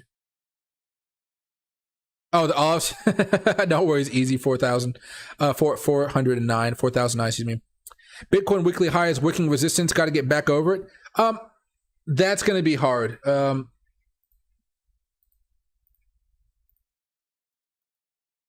Wait, weekly? What are we talking about? Bitcoin weekly high is waking resistance. Got to get back over it. Get back above, what is this level here as far as the new start of the week? 21,675? I mean, here, if we go to the 4-hour chart, you'll see what it looks like. We have an opportunity to, but I think, frankly, if we're going to be breaking above this level, we're going to be breaking above it because Jerome Powell says something really positive about the economy, really positive about maybe not being aggressive on rate hikes or something like that. And that's the big boost we'll need to get the markets going again. It won't really help out inflation, of course, but it will help out the markets quite a bit. There we go. Roasted garlic with olives. That sounds good. If you're talking the green ones, green ones are the only ones I really have had. I think they have red ones there too, but I haven't had any red ones. Sorry, Bitcoin descending resistance on the weekly. Oh, okay. I get what you're saying there. That's fine. Let me see over here, guys, if there's any coins actually popping off right now. Because we saw Luna actually have a pretty good day yesterday and today. Let me go over here very fast. Let's go to the 4-hour chart. This is Luna C. It's coming back down a little bit, but we're close to having another golden cross that may actually give us more of a pump down the road. This has been one wild ride, as you guys know. It's still in this general downtrend, unfortunately, but maybe pretty soon we have an opportunity to break out above that. It looks like normally when it pops up really high, that's usually the opportunity to sell. So just be careful if you're holding this right now. There was the other one, which is the Luna 2, not Luna C, but the Luna 2. I don't know if I have that on my chart. There it is. This one's having a nice little run up as well. Broke above the 50 on the 4-hour chart, actually crashing back down below it now. On the daily though, we're close to the bottom here. We found a little bit of support. That was nice. But even this, still in that really nice downtrend so far, so nothing too crazy going on here. Anything else? Let's go over here to the 4-hour chart. UFO coin is coming back down. Oh, yeah, I drew this horrible line. Probably best to just have it as this. There you go. We're in this general downtrend still. I'm waiting for a breakout here, guys. I'm waiting for a breakout. We never broke out above this level. Actually, we did, but it didn't really mean anything here. So, still waiting to break out. Still the middleman zone, so I don't really feel confident enough to be buying into this. But, still waiting for either a breakout or a breakdown. At this point, flip a coin. We got to wait to see what Jerome Powell says. Anything else coming down more than expected today? Bitcoin Cash is positive. Oh, the dollar index, guys. Yeah, I know some of us talked about this a few hours ago, or about an hour ago. But the dollar index is still managing to hold above the 20 moving average here on the 4-hour chart. It's still zooming, guys. It's still coming up quite a bit. We did have a pretty sizable dip early this morning, but we're managing to, continue on this little bit of a road here. And if you guys remember, as we were trying to break out earlier in the year, where was that at? Let me zoom out. Yeah, over here. Yeah, we got rejected quite a few times. So, we're still basically on the same upward trend here. Unfortunately, the faster this goes up, the faster Bitcoin falls. That's the big thing you guys got to worry about. There we go. All right. Dollar index is strong now. Oh, it's going to be very, very strong for the next few months here, unfortunately. You're still seeing that, let's see, watch list. The dollar is still worth more than the euro, and the pound is still worth more than the dollar, but it's gone down quite a bit in value here. They're down on the day here. Dollar index is obviously up. Anything else here? Yeah. There you go. And hey, Bideford, Bitcoin Cash had a good day yesterday. Yeah, I saw that. Actually, it's actually up a little bit now while everything else is down. So you can go right here. It's running into the 20-day moving average, but it managed to break above the 50. That's probably why I had that big pump. Maybe if it manages to break out above this, you could see it get all the way back up here towards 140s to 146-ish range. That'd be really nice to see. I think it has at least a few more days of popping if it can just get above this level. I think what you're going to see people do right now in Bideford is, see this nice little consolidation? They're going to be loading up here. Hopefully we don't break down below the 200 on the 5. 15, how's that looking? You've already broken down below it. Not really any big crashes there. I think you're going to see people loading up with a stop loss of maybe around $130. That's something reasonable. I might even move it down to $125. What is that stop loss? 5%. Okay, yeah, about 5%. I would probably open myself up to a 5% risk there and then just hold it and see where it goes. If this thing manages to break above the 20 moving average on the daily chart, actually, let's do this. 15-minute chart. Let's change the daily. This to see me the daily. There you go. See, we've actually already broken above it too.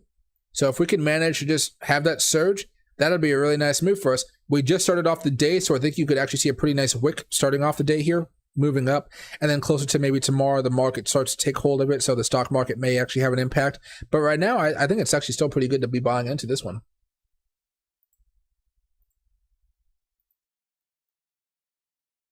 There you go. And Bitcoin's still trying to hold on to the 200 moving average on the 50-minute chart. And let's go right here. And hey, Mehdi. Hey, Mike, if you could tell me your opinion on Radium, please. I think I might make a move soon. You got to give me the ticker for it. But if you give me the ticker for it, I'll definitely check it out for you. And what do you call it? There's so many freaking spammers out right now. Let me go over here to coinmarketcap.com. I want to see if there's any big movers over the last hour or so.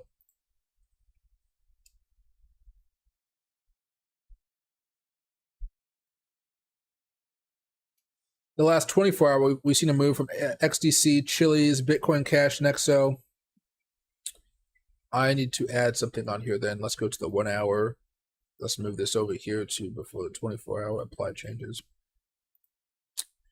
Oh, wow. Nothing's really moved here over the last hour. Everything's been pretty stagnant. If anything, actually stuff has been going down. Page 2. Energy Web token. We just talked about that up a little bit over the last hour. Tribe is up a teeny bit. Swiss Borg is up a little bit here, guys. Gemini dollar is that should be pegged, yeah. It's just a little bit under a dollar. XYO not really making moves. So yeah, we're seeing a very, very, very calm market. I think people are just really scared about what could be happening with Jerome Powell this week, and I can't blame him for it. Jerome Powell has like freaked out a lot of people. Remember, he talked one day, the market went down, and all of a sudden it spiked up. The time before that, we spiked up, then we came crashing back down. People usually get some hardships when Jerome Powell is in the picture.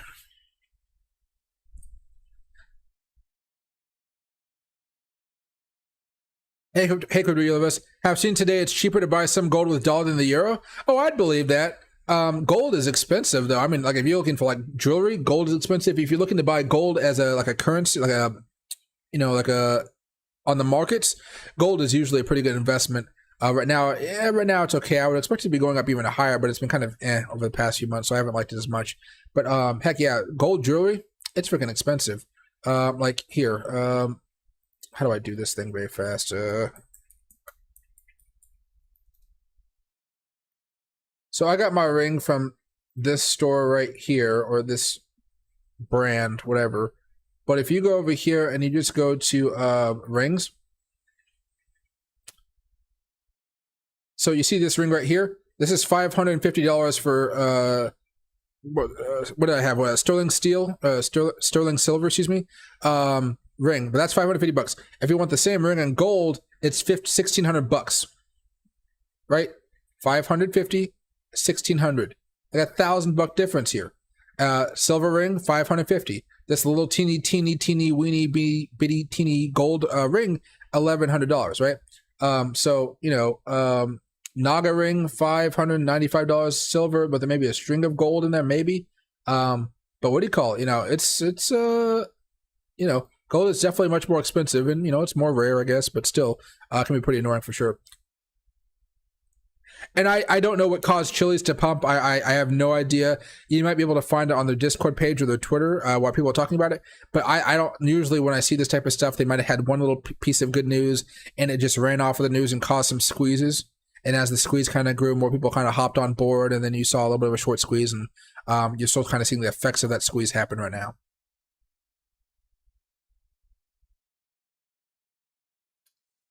All the recent CPI reports reports the basis point hikes, or any time it goes down, it talks to be a part of be a trend, or if we go right down before, up, and afterward. Yeah.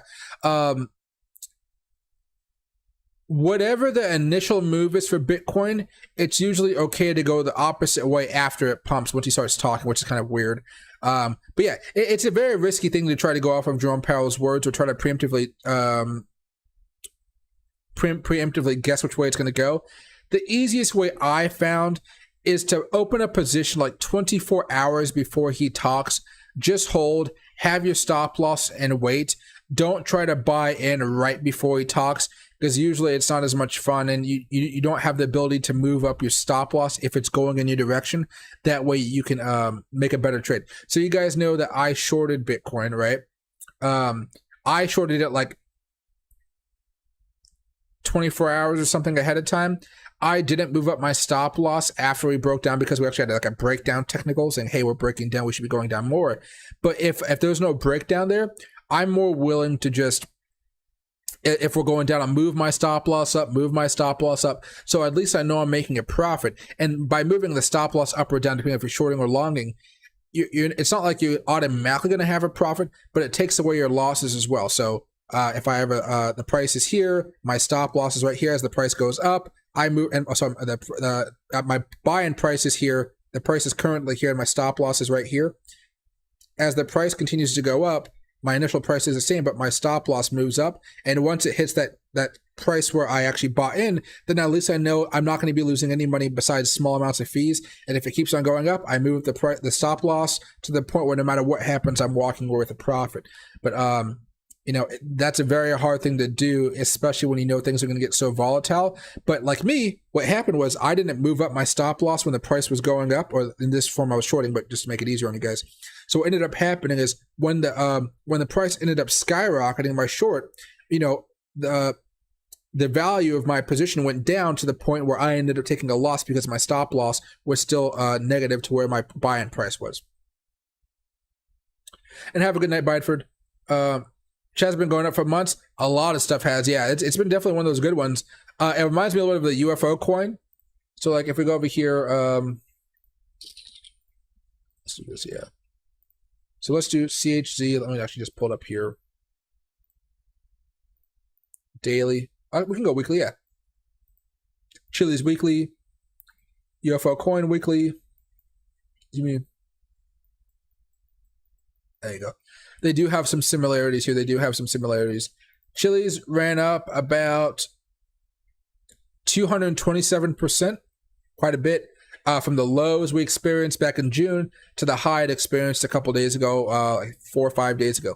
227%. I missed out on this. I actually, I think I have like a little bit of this, but not really enough for me to really justify selling it, even with this profit that we're experiencing. I don't think I have much. I have a lot of UFO coin. I've actually sold off a large position, and I've been buying back in to kind of grow my own portfolio, like grow my portfolio size. But this, like I said, this one boomed up around 227%. UFO coin, this boomed up about 694%. It's kind of weird. You can see the charts look pretty much the same, but UFO coin had a much bigger crash, I think. But yeah, so we've seen some pretty crazy moves here. I like what I'm seeing, though. And this is one of the reasons I always tell you guys, I'm very, very happy to buy some of these lower market cap coins when nobody else wants to during these really crisis period times. Because, again, not every coin is going to be going up 700% or even 200%, after like maybe 2 months, 3 months or so. But down the road, these gains are going to be very, very great. You're going to have some really nice moves there that are going to make you a lot of money if you get their coins right, of course. But I like it quite a bit. But yeah, these had some really, really nice pumps. UFO coin went ballistic. But what are the market caps that may give us a little bit of a hint of why UFO coin moved up more? Chili's has a market cap of 1.5 billion. UFO token has a market cap of only 94 million. That's why. Which is why I went heavier into UFO gaming. You guys know I like under 500 million market cap. But there was a time where I believe Chili's was under $500 million market cap. Let me see. Market cap, 3 months. 500. So I got close. It was like 543 million. This is June. Yeah. A year. The lowest point. 509. So yeah, it was close there. Which is another reason you guys can extend it to $750 million market cap, $1 billion market cap for your top. So you don't have to use mine at 500 million. So, that was a good play there as well. There you go. And here we're Bitcoin dropping. Yeah, it finally fell down below that 200 here. We finally got a little bit of a drop. Yeah. Oh, yeah. You can see a little bit of a little bit of drasticness on the second chart here. Not too bad though. You're seeing a lot of stuff drop down a little bit more. Luna's down 5. Gala's down about 2.5. XLM's down about 1.5%. Ethereum's down 3%. Dogecoin's down about 2.5%. ADA's down 2. XTMX is down 1. Yeah, so we're still seeing some downward pressure here, guys. But remember, we're towards the high part of this current cycle that we're in. You can see the resistance level right up here. We're towards the high part. The low part is just right down here. It's not, we're not freaking out too much here. There you go. Yeah, Bitcoin is currently going down. That is for sure.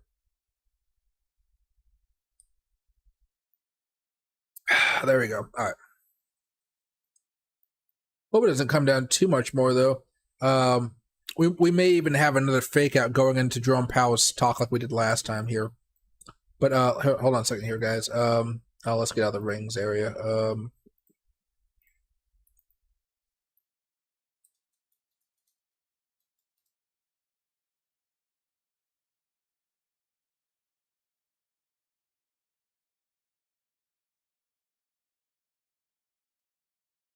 There you go. Oh, Pro. Why is I to pay for it? Jerome Powell could blow up the markets this week.